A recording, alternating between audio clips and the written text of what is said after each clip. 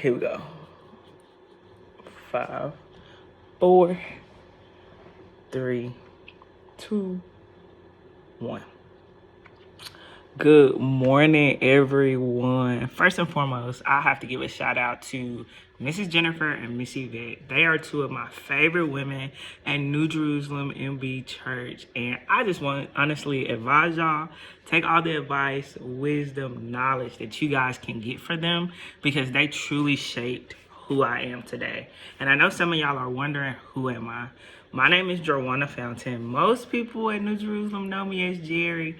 Other people at New Jerusalem know me as Pastor Holmes' niece.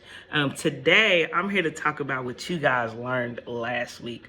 A little birdie told me that you guys studied Paul, Priscilla, and her husband, and how their occupation of being tent makers help glorify the Lord, and how you guys and what you love to do can honestly shape and help other people see Christ differently.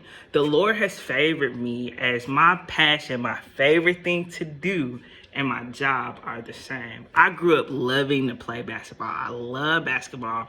My favorite player was Scottie Pippen, not Michael Jordan.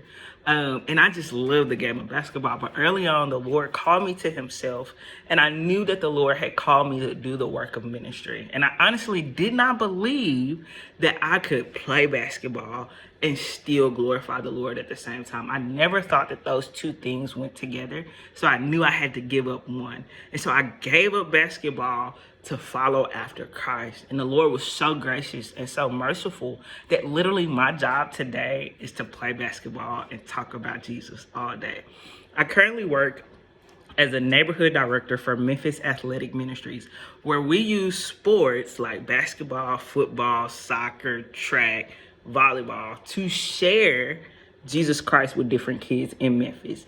And there's these two words called a vocation and an occupation. My vocation, my life's vocation, and my prayer is that your life's vocation would be to glorify the Lord in all that you do. 1 Corinthians 10:31 says, whether you eat or drink or whatever you do it for the glory of the Lord. And that is our vocation as Christians. And so my ultimate vocation, my ultimate aim is to do the work of Christ and to glorify him in everything. My occupation helps me do that. And my occupation is to play basketball and use the sport of basketball to share Christ, to share the disciplines of Christ, to share the fruits of the Spirit, and how Christ ultimately loves us and loves us so much that he died on the cross to save our souls. And so I'll give you a word of advice and show you how Priscilla and Paul and Priscilla's husband tent making really stood out differently than all the other tent makers.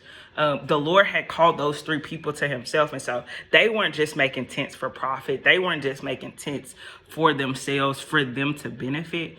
They were making tents to glorify the Lord and to serve those people around you, around them. One thing I tell all of my students is that as long as you play basketball for the audience of one and not the audience of ministry, you will glorify the Lord. Your audience of one will forever be Christ. Your audience of one will forever be God the Father. And as long as you do that, the Lord will make a way for your job to never be a job, but it will always be something you enjoy. Your passion will become the tool that Jesus used to spread his love and his word through the ends of the earth.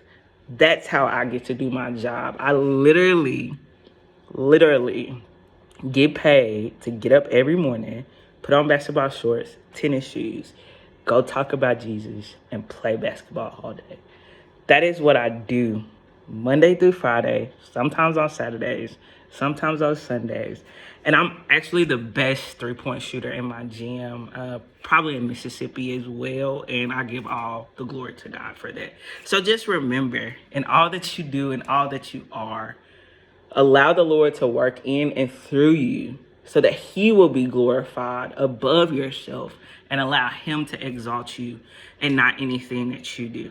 So just remember to look at Paul, to look at Priscilla, to look at her husband, and remember how they submitted all that they were and all that they did to the Lord, and how the Lord used them to bless others.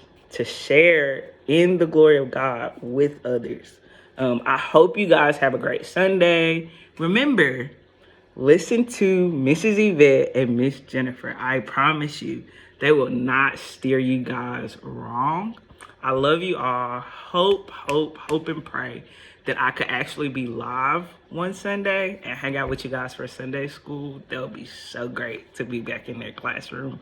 But enjoy the Sunday. Enjoy the lesson. I know you guys are going to get something from it.